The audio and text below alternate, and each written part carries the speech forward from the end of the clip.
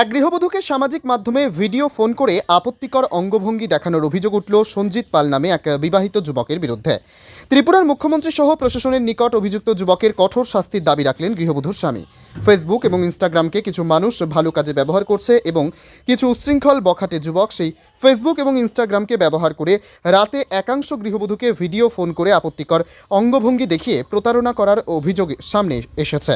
শুক্রবার সংবাদ মাধ্যমের দ্বারস্থ হয়ে আগরতলার রিপন দত্ত নামে এক ব্যক্তি অভিযোগ করে বললেন, ত্রিপুরা গোমতী জেলা উদয়পুরের সঞ্জিত পাল নামে এক ব্যক্তি ওনার স্ত্রীকে প্রতিদিন রাতে ভিডিও ফোন করে অশ্লীল অঙ্গভঙ্গি দেখাচ্ছে।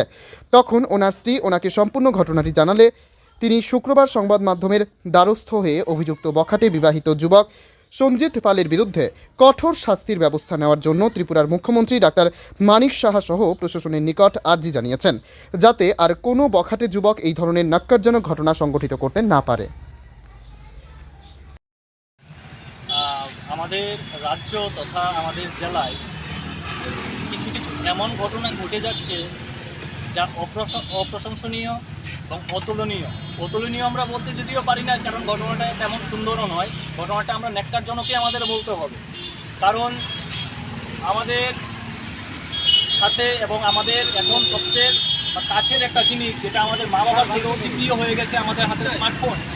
সেই স্মার্টফোনের মাধ্যমে কিছু কিছু যুবক ঘরে স্ত্রী থাকা সত্ত্বেও, বোন থাকা সত্ত্বেও, মা থাকা সত্ত্বেও অন্যের স্ত্রীর সাথে, অন্যের বউর সাথে, অন্যের বোনের সাথে যেইভাবে কার্যকলাপ তারা করে যাচ্ছে সেগুলি মানানসই নয়। আপনারা লক্ষ্য করছেন, আমাদের ত্রিপুরাবাসী এবং আমাদের জেলার প্রত্যেকেই আপনারা লক্ষ্য করছেন, ইদানিংকালে প্রচুর পরিমাণে মেয়েদের থেকে ঘরের গৃহপুত্র টার্গেট বেশি হচ্ছে এবং তারা অন্যের সাথে, অন্যের হাত ধরে কোথাও না কোথাও পালিয়ে যাচ্ছে। তাদের বাধ্য কে করছে? একাই কি সেই মেয়েটা জড়িত? একাই কি সেই মেয়েটা বাধ্য? নিশ্চয়ই না।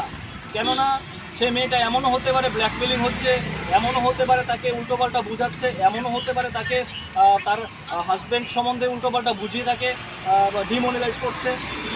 কারণ এমনই একটা ঘটনা, সেটা আমার সাথে ঘটেছে। অনুরূপভাবে গত পরশুদিন রাত্রিবেলায় উদয়পুর গোমতী জেলার একটি ছেলে সঞ্জিত পাল নাম তার, সে আমার ওয়াইফকে বারবার ফোন করে বিরক্ত করছে মেসেঞ্জারের মাধ্যমে। তো আমার ওয়াইফ যখন ফোনটা রিসিভ করে, সে রিসিভ করার পরই সে অসামাজিক কার্যকলাপ করা শুরু করে। সে তার গোপন জিনিস, গোপন প্রাইভেট পার্টস সে দেখানো শুরু করে এবং মুখে বিশ্রী বিশ্রী গালিগালাজ ভাষা প্রয়োগ করছে এবং বলছে, তোমার হাজব্যান্ডের সাথে কী হবে, তুমি আমার সাথে চলে এসো, এইভাবে তাকে ব্ল্যাকমেলিং করছে। তৎক্ষণাৎ আমার ওয়াইফ আমাকে রাত্রিবেলায় ঘুম থেকে উঠিয়ে বলে যে দেখো, কে জানি এইভাবে আমাকে ফোন করে করে বিরক্ত করছে। যখন আমি ফোনটা সে কেটে, যখন আমি আমার হাতে ফোনটা দেয়, যখন ফোনটা আমার হাতে আমি নিই, তখন সে পুনরায় সেই কতিপয় যুবক সঞ্জিত পাল আবার ফোন করে। ফোন করার পর আমি ক্যামেরার মধ্যে আমার আঙ্গুল দিয়ে আমি ফোনটা রিসিভ করি ভিডিও কল। তখন রিসিভ করার পর সে পুনরায় তার অসংলগ্নভাবে তার প্রাইভেট স্পেস দেখাতে থাকে এবং যখন আমি তা দেখতে পাই এবং তার মুখের ভাষা শুনতে পাই, তখন আমি ফোনটা সামনে আনি। সামনে আনার পর যখন আমি আঙ্গুলটা সরাই, তখন সে আমার ফটো দেখে সেই সঙ্গে সঙ্গে ফোনটা ডিসকানেক্ট করে দেয়।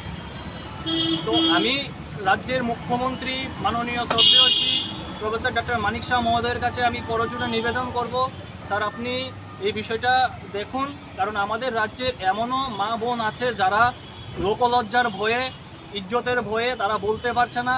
কারণ আমি নিজেও ব্যক্তিগতভাবে একবার একটা কারণে আমার অ্যাকাউন্টের ইমেল ঠিক ছিল না, তাই আমি আমার ওয়াইফের অ্যাকাউন্টটা আমি চালিয়েছিলাম।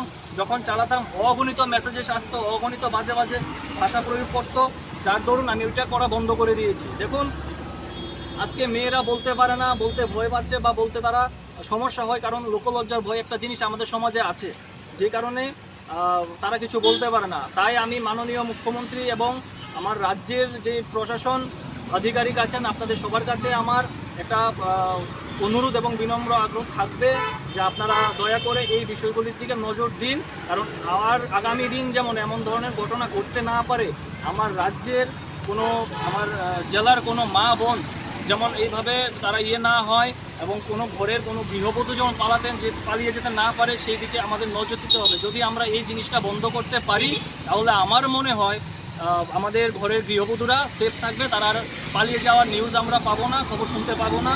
কারণ আমাদের এখন এই জিনিসটা আমরা যদি বন্ধ না করি, কারণ এই ধরনের ঘটনা রোজ রোজই ঘটবে। আরেকটা জিনিস আমি প্রত্যক্ষ করে লক্ষ্য করে দেখেছি যে মহিলারা ঘরের যে পালিয়ে যাচ্ছে তারা কিভাবে একটা ছেলের সাথে সম্পর্ক হয়, কিভাবে একটা যোগাযোগ হয়, সেটা একমাত্র ফেসবুকের মেসেঞ্জারের মাধ্যমেই যোগাযোগ হওয়া সম্ভব, আর ইনস্টাগ্রামের মাধ্যমেই যোগাযোগ হওয়া সম্ভব।